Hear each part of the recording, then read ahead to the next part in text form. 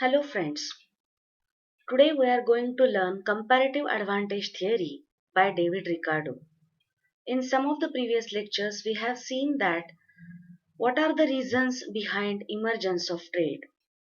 Adam Smith, father of economics, in his book Wealth of Nations explained that absolute advantage is the main reason behind emergence of trade. If there is absolute advantage in the production of specific commodity, then only country will start trading. And in this way, country can create wealth of nation. Increase in the production activity, increase in the efficient use of resources leads to create wealth of nations. This is the basic idea behind wealth of nations of Adam Smith. After some years of Adam Smith's absolute advantage theory, in 1817, British economist David Ricardo explained that even though there is absolute advantage, country also faces comparative advantage. It is nothing but the difference in the comparative cost of two commodities within two countries. So comparative cost analysis is also one of the reason behind comparative advantage and emergence of trade. British economist David Ricardo, who lived between 1772 to 1823, Ricardo's interest in economic questions arose in 1799.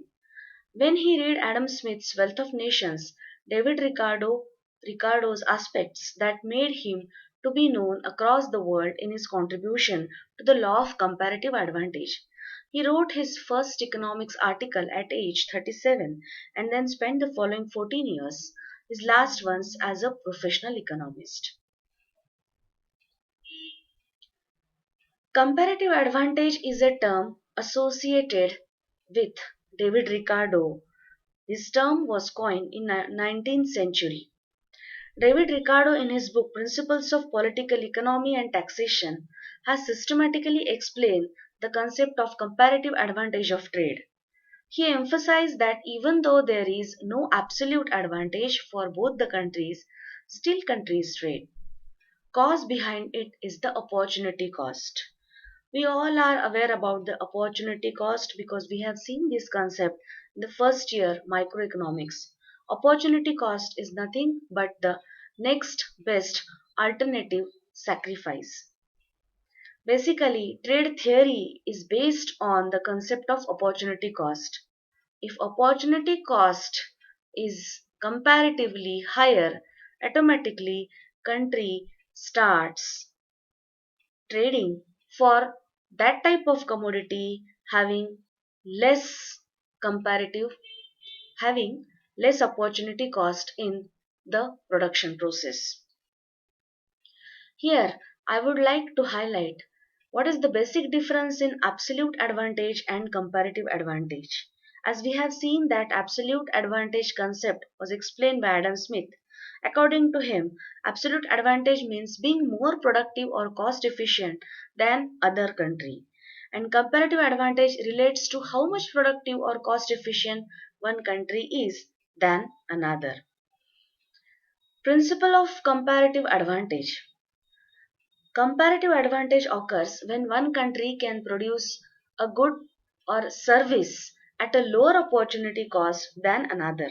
This means a country can produce a good relatively cheaper than other countries. The theory of comparative advantage states that if countries specialize in producing goods where they have a lower opportunity cost, then there will be an increase in economic welfare. Now, here, economic welfare is related with the economic benefits of the society of the nation because economic welfare leads to increase in income level. It also creates employment opportunity. It also boosts production process, and all these things are related with the increase in the standard of living of the society. So in that sense economic welfare increases due to the trading activity. According to David Ricardo, cost of production difference in countries because of geographic situation and division of labor and specialization in production due to the difference in the availability of natural resources. A country can produce one commodity at lower cost than the other. In this way, a country can specialize in a particular production, and this is the basis of international trade.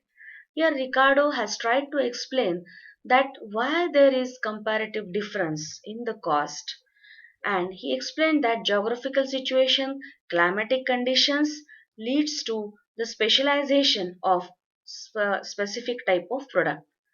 Now, these are the assumptions of comparative advantage theory. As we have seen assumptions related with absolute advantage, assumptions are almost same because both the theories are classical theories of international trade. There are only two countries, for example, England and Portugal. This is first assumption. They produce the same two commodities, for example, wine and cloth. Tastes and preferences in both the countries are similar, they will not change. Labor is the only factor of production, and supply of labor cannot be changed. Law of constant returns to scale is applicable for the production process. Technological knowledge is constant.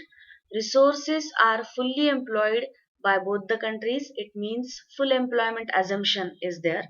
And cost of production is measured in labor hours. As we have seen that the absolute advantage theory is also associated with the barter exchange. Monetary values are not considered here. In the same way, Ricardo has tried to explain the concept of comparative advantage through the barter exchange, but he has assumed 2 by 2 model, that is two countries and two products. Now, what is the Ricardo's comparative cost model? Here I would like to explain his comparative advantage with the help of this table. Here, Portugal and England, these two countries uh, which are going to trade. Now, Portugal is producing wine and cloth, these two commodities. Portugal can produce 1 unit of wine with 80 labor hours, or we can call it man hours, and 1 unit of cloth with 90 labor hours. While England is producing 1 unit of wine with 120 labor hours and 1 unit of cloth with 100 labor hours. Now, this table depicts that Portugal is having absolute advantage in the production of both the commodities. But still, according to Ricardo, Portugal and England will trade. Here, in case of Portugal, it shows that production of wine is cheaper than the production of cloth. And in case of England, production of cloth is cheaper than the production of wine. But these figures or the labor hours shows that Portugal is facing absolute advantage.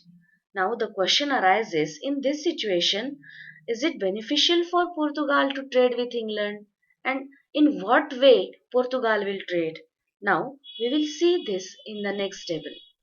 Now this table explains what is the domestic market situation in Portugal and England. Because before trade, what is the situation in Portugal and England? In case of Portugal, where Portugal is producing 1 unit of wine with 80 labor hours and 1 unit of cloth with 90 labor hours. So here, if we compare the domestic market ratio, exchange ratio of wine for cloth and cloth for wine. Here, in case of Portugal, for 1 unit of wine, the ratio is 0.88.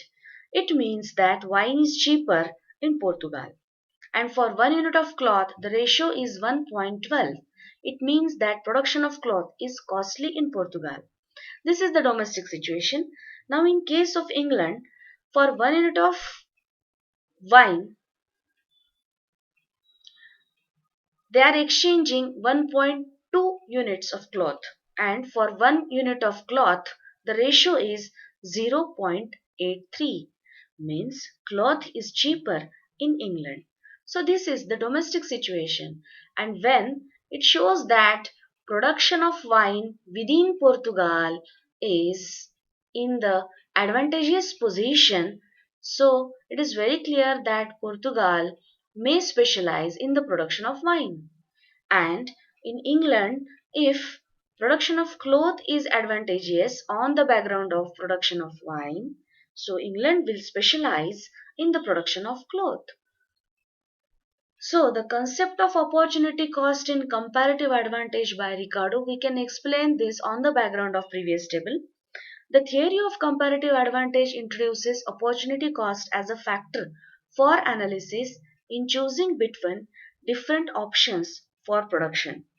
Opportunity cost of wine for cloth is less in Portugal and opportunity cost of wine for cloth is higher in England.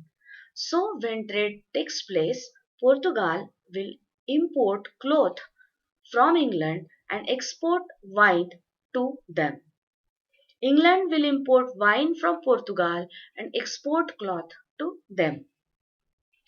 So even though Portugal has an absolute advantage in the production of both the goods, both countries could benefit from trade.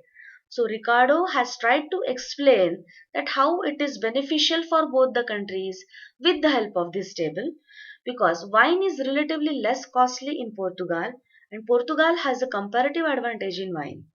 Cloth is relatively less costly in England, so England has comparative advantage in cloth.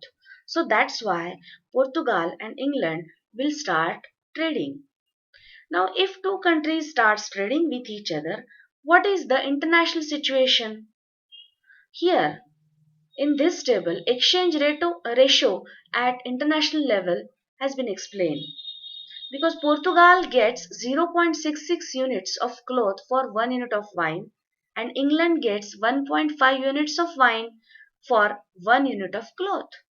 Means Portugal is getting more cloth than the domestic market and England is getting more units of wine than the domestic market situation.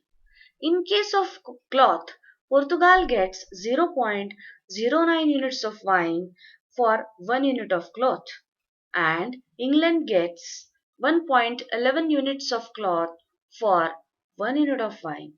So, if both the countries starts trading, the exchange ratio for 1 unit of wine for cloth will be between 0.66 to 1.11 and between this exchange ratio, country will start trading because Portugal will not accept units of cloth less than 0.66 and England will not accept units of wine less than 1.5. So in this way, exchange ratio for both the commodities will lie between 0.66 to 1.11 and in this way country will start trading. Thus, Ricardo has tried to explain that because of comparative advantage, trade emerges. He has explained his theory with the help of labor theory of value and full employment assumption. All these concepts are related with microeconomic theory. So in this way, production function, production process, returns to scale, all these parameters has been considered in the barter exchange manner. So today we have seen how trade emerges with comparative cost analysis. In the next lecture, I will explain that what is the basic reason behind comparative cost. Heckscher Ohlin, these two economists, explain the modern theory of international trade, which is based on factor endowment. And they have tried to explain that factor endowment, availability of natural resources, is the basic reason behind comparative cost. So today I will stop here. Thank you.